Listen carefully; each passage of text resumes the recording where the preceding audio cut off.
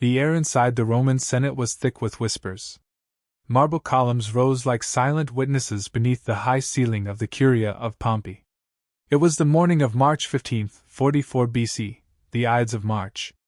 Outside, Rome moved as it always had, merchants shouting in crowded markets, soldiers marching through dusty streets, citizens arguing politics in the Forum. But inside the Senate chamber, something far more dangerous was unfolding. A man approached the entrance. He was already the most powerful figure Rome had ever seen. A conqueror of vast lands. A general adored by soldiers. A politician feared by enemies. And to many Romans, he was becoming something even more alarming. A king. His name was Julius Caesar. As Caesar entered the Senate that morning, dozens of senators rose to greet him. Some smiled. Some bowed their heads in respect. Others hid something darker behind calm expressions. Daggers. Within moments, the most powerful man in the Roman world would be surrounded by his own allies. Friends. Political partners. Men who had fought beside him. And they would kill him. But this moment, the sudden violence, the betrayal, the blood spilling across the Senate floor, was not an accident. It was the climax of a story that had been building for decades. A story of ambition, war, political genius, and a man who reshaped the fate of an entire civilization. To understand why Caesar had to die, we must first understand how he rose. Because Julius Caesar did not begin life as a kingmaker. He was born into a Rome already trembling under the weight of its own success. By the 1st century BC, the Roman Republic ruled a vast empire stretching across the Mediterranean. Its armies had crushed Carthage. Its generals had conquered Greece, Gaul, and vast parts of the known world. Wealth flowed into Rome from every direction. But power brought corruption.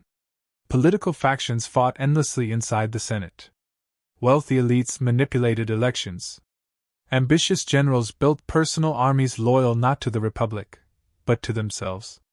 The old system, the Republic that had ruled Rome for nearly 500 years, was beginning to crack. And into this unstable world stepped a young man from an ancient but struggling aristocratic family. Gaius Julius Caesar. From an early age, Caesar showed signs of something unusual. He possessed charm, intelligence, and a frightening level of ambition. He was not the richest man in Rome. He was not the most powerful. But he understood something many others did not. Rome was changing. The old rules no longer guaranteed power. To rise in this dangerous world required something else entirely. Boldness. Risk. And an ability to see opportunities where others saw chaos. Over the next 4 decades, Caesar would gamble everything, his fortune, his reputation, even his life, to climb higher and higher in Rome's brutal political hierarchy. He would become a brilliant general, a master strategist, a political survivor, and eventually, the most powerful man Rome had ever known. But with every victory, Caesar gained something else. Enemies. Powerful enemies. Men who believed that if Caesar continued rising, the Roman Republic itself would die. And so the question that haunted Rome was no longer whether Caesar would gain power. The real question was far more dangerous. Would Julius Caesar save Rome? Or destroy it forever? And by the time Rome found the answer, it would already be too late. Long before the Senate floor would run red with his blood, Julius Caesar was already fighting for survival in a city where power was never given, only taken. Rome in the 1st century BC was a battlefield disguised as a republic. Elections were bought with gold. Political rivals destroyed each other through accusations and scandals. Powerful families fought endlessly for influence. Behind every speech in the Senate, alliances were forming and collapsing. And Caesar was born into the middle of this storm. His family, the Julii, claimed legendary ancestry that traced back to the goddess Venus herself. But in reality, they were not among Rome's richest or most powerful aristocrats. Prestige without wealth was a dangerous position in Roman politics. Caesar understood this early. So he began building something far more powerful than money: reputation. As a young man, Caesar gained attention for his courage and bold personality. When the brutal dictator Lucius Cornelius Sulla seized control of Rome, he ordered Caesar to divorce his wife for political reasons. Caesar refused. It was a reckless act. Sulla placed him on a list of enemies to be executed. For months Caesar lived as a fugitive, hiding from soldiers sent to kill him. Friends eventually convinced Sulla to spare the young man's life. But as the dictator reluctantly agreed, he reportedly warned the senators with chilling words. In this Caesar, there are many Mariuses. Sulla believed the young man possessed the dangerous ambition of past revolutionary leaders. He was right. In the years that followed, Caesar slowly climbed Rome's political ladder. He served as a military officer, gaining respect among soldiers. He traveled across the Mediterranean, learning diplomacy and warfare. At one point, he was even kidnapped by pirates. When they demanded ransom, Caesar laughed at them. He told the pirates they clearly didn't understand who they had captured, and insisted they raise the ransom amount because he was worth more. After his release, Caesar returned with a fleet, captured the pirates, and had them executed. It was a glimpse of the ruthless determination that defined him. But military reputation alone could not secure power in Rome. Caesar needed allies. And he found them in two of the most powerful men of the age. One was Marcus Licinius Crassus, the richest man in Rome. The other was Gnaeus Pompeius Magnus, Pompey the Great, a legendary general who had conquered vast territories for the Republic. Individually, these three men had immense influence. Together, they would control Rome. Around 60 BC, Caesar formed a secret political alliance with Pompey and Crassus, an arrangement historians would later call the First Triumvirate. It was not an official government. It was something far more dangerous. A private agreement between three men to dominate Roman politics. Each partner gained something valuable. Pompey secured land for his soldiers. Crassus expanded his financial power. And Caesar achieved what he wanted most: command of an army. Soon he was sent to govern the wild and dangerous lands north of Italy, Gaul. It was supposed to be a routine assignment. Instead, it would become the foundation of Caesar's legend. Over the next 8 years, Caesar launched one of the most extraordinary military campaigns in ancient history.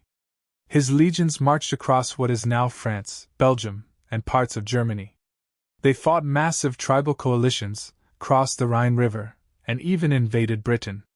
With every victory, Caesar gained something far more valuable than territory: loyalty. His soldiers worshipped him. His victories made him famous across the Roman world. And back in Rome, something else was happening: fear. Because as Caesar's power grew, the Republic began to look smaller. And eventually, one question would divide Rome completely. Was Julius Caesar still a servant of the Republic? Or had he already become its master? By 49 BC, the fragile balance of power in Rome had finally collapsed. For years, Julius Caesar's victories in Gaul had made him the most celebrated general in the Roman world. His commentaries on the Gallic War spread his fame across the Republic. Stories of impossible battles, brutal sieges, and daring strategies turned him into a legend. His soldiers adored him. The people admired him. But inside the Senate, admiration had turned into fear. The alliance that once protected Caesar, the First Triumvirate, was gone. Crassus had died during a disastrous campaign in the east. Pompey, once Caesar's political partner, had slowly moved closer to the Senate's conservative faction. Rome now had two giants. And only one could rule. The Senate demanded that Caesar give up command of his armies and return to Rome as a private citizen. On the surface, it sounded reasonable. Roman law required generals to disband their armies before entering Italy. But Caesar understood the trap. Without his army, he would be vulnerable. His enemies in the Senate could accuse him of crimes, strip him of power, and possibly destroy him politically, or even physically. For Caesar, there were only two options left: submit or fight. In January of 49 BC, Caesar made one of the most dangerous decisions in history. He marched south with a single legion.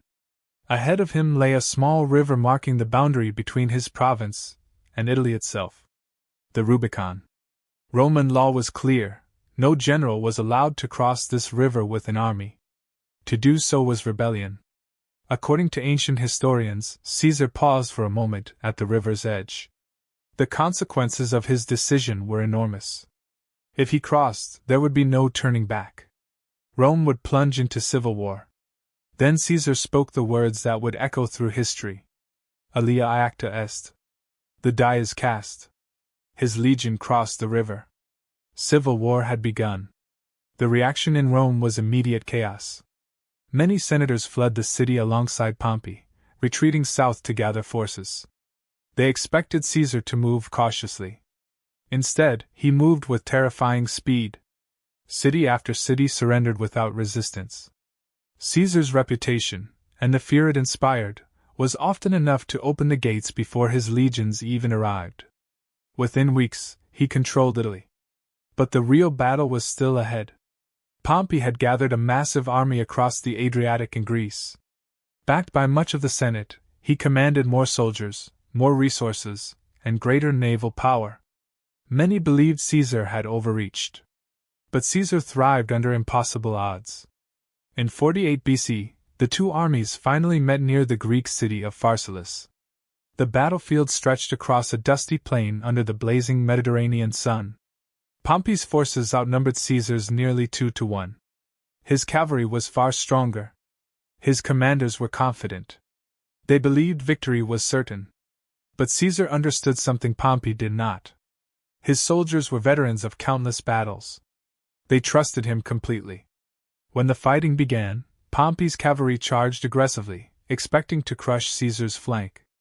Instead, Caesar unleashed a hidden reserve force that struck the cavalry directly, throwing them into chaos. The battle quickly turned. Pompey's massive army began to collapse. By sunset, Caesar had achieved one of the most stunning victories in Roman history. Pompey fled the battlefield. The Republic had lost its last great defender. And Julius Caesar now stood alone at the top of the Roman world. But absolute power brings absolute danger. Because even after winning the greatest war of his life, Caesar's most deadly enemies were still waiting. Not on a battlefield, but inside the Senate. After the dust of Pharsalus settled, Julius Caesar stood victorious over the ruins of the Roman Republic's last great resistance. Pompey the Great, once the most celebrated general in Rome, fled across the Mediterranean seeking refuge in Egypt. But fate had already turned against him. When Pompey arrived on the Egyptian shore, hoping to rebuild his strength, he was betrayed and murdered by the very rulers he believed would protect him. His severed head was presented to Caesar as a gift. Instead of celebrating, Caesar was said to have been deeply disturbed by the sight. Pompey had once been his ally, even his son-in-law. Rome's civil war had now devoured one of its greatest men. But the conflict was not over. For the next several years, Caesar moved rapidly across the Mediterranean, crushing the remaining pockets of resistance. In Egypt, he became entangled in a dangerous political struggle between the young Queen Cleopatra and her brother Ptolemy XIII. Caesar supported Cleopatra, helping secure her throne in a dramatic siege of Alexandria. Their alliance would become legendary, blending politics, romance, and imperial ambition. From Egypt, Caesar marched east to defeat a rebellious king in Asia Minor. His victory was so swift and decisive that he sent a brief message back to Rome that would become famous across history. I came, I saw, I conquered. Veni, vidi, vici. It perfectly captured Caesar's confidence and unstoppable momentum. By 46 BC, Caesar had defeated the final remnants of Pompey's supporters in North Africa and Spain. The civil war was over. Rome had one master. When Caesar returned to the capital, the city erupted in celebration. Triumphs, massive victory parades, filled the streets. Prisoners from distant lands were marched through Rome. Gold, treasures, and exotic animals amazed the crowds. To many ordinary citizens, Caesar was not a tyrant. He was a hero. Soon the Senate granted him an extraordinary title: dictator for life. With that power, Caesar began reshaping Rome itself. He launched ambitious reforms aimed at stabilizing a republic that had been tearing itself apart for decades. He restructured debt laws, expanded citizenship, reformed local governments, and began vast building projects to modernize the capital. One of his most lasting changes was the reform of the Roman calendar, creating the system that would eventually evolve into the calendar still used today. But while many citizens welcomed these changes, others saw something terrifying. For centuries, Romans had hated the idea of kings. Their ancestors had overthrown monarchy nearly 500 years earlier. The Republic was built on the belief that no single man should ever rule Rome. Yet Caesar seemed to be drifting toward exactly that. Statues of him appeared across the city. Coins carried his portrait, something previously reserved for gods. Some supporters even suggested he should wear a crown. To Caesar's enemies, these signs were proof of their worst fear. The Republic was dying. Inside the Senate, a secret conspiracy slowly formed among men who believed they were saving Rome. Many were former allies of Caesar. Some had even benefited from his mercy after the Civil War. Among them was a man Caesar trusted deeply: Marcus Junius Brutus. To the conspirators, their mission was clear. If Caesar continued to rule, the Republic would vanish forever. And so they chose a day. March 15th. The Ides of March. On that morning, Julius Caesar would walk into the Senate believing he still controlled Rome. But when he entered that chamber, history would change forever. On the morning of March 15th, 44 BC, Julius Caesar walked through the streets of Rome toward the Senate meeting at the Theater of Pompey. The city buzzed with its usual noise: vendors calling out in crowded markets, soldiers patrolling stone roads, citizens debating politics in the Forum. But hidden beneath the ordinary rhythm of Rome was a silent tension. A group of senators had already gathered inside the Senate chamber. Each of them carried a dagger concealed beneath their robes. More than 60 men were involved in the conspiracy. They called themselves liberatores, the liberators. In their minds, they were not murderers. They believed they were saving the Roman Republic from tyranny. Among them stood men Caesar trusted: Cassius Longinus, Decimus Brutus, and Marcus Junius Brutus. As Caesar approached the Senate building, according to later historians, a man in the crowd tried desperately to hand him a warning letter revealing the plot. Caesar took the note but never had the chance to read it. Inside the chamber, the senators rose to greet him. Everything appeared normal. At first, Caesar took his seat. The conspirators slowly surrounded him under the pretense of presenting a petition. One senator stepped forward, grabbing Caesar's toga as if begging for mercy in a political matter. It was the signal. The first dagger struck from behind. Caesar tried to stand, shocked by the sudden attack. Another blade cut into his shoulder. Then another. Within seconds, chaos exploded across the chamber. More than 20 senators began stabbing him. Ancient accounts describe Caesar struggling at first, trying to defend himself as the attack unfolded around him. But when he saw one of the attackers, Brutus, a man he trusted deeply, something changed. According to Roman historians, Caesar stopped resisting. And he fell. His body collapsed at the base of a statue of Pompey, the very rival he had defeated in the Civil War. Blood spread across the marble floor as the conspirators stepped back, their daggers stained red. The most powerful man in Rome was dead. The assassins believed they had restored freedom to the Republic. They were terribly wrong. Instead of saving Rome, Caesar's death unleashed a new wave of chaos far worse than the one that came before. The Roman people, who had admired Caesar, reacted with anger and grief. His supporters quickly mobilized. Most dangerous of all was Caesar's adopted heir, a young man named Octavian. Within months, Rome was once again plunged into civil war. Caesar's killers were hunted down and defeated. One by one, the conspirators died on distant battlefields or by their own hands. And in the end, the republic they tried to protect did not survive. Octavian, who would later become Augustus, rose to power and established the Roman Empire. In a strange twist of history, the assassination meant to stop a dictator ultimately destroyed the republic forever. More than 2,000 years later, the story of Julius Caesar still echoes through history. He was a brilliant general, a daring reformer, a political mastermind, and a man whose ambition reshaped the ancient world. Was he a tyrant who destroyed democracy? Or a visionary who tried to save a broken system? Historians still debate the answer. But one truth remains certain. When Julius Caesar crossed the Rubicon, he did more than start a civil war. He set Rome on a path that would transform the course of human history forever. And in that moment, the fate of the Roman Republic was already sealed.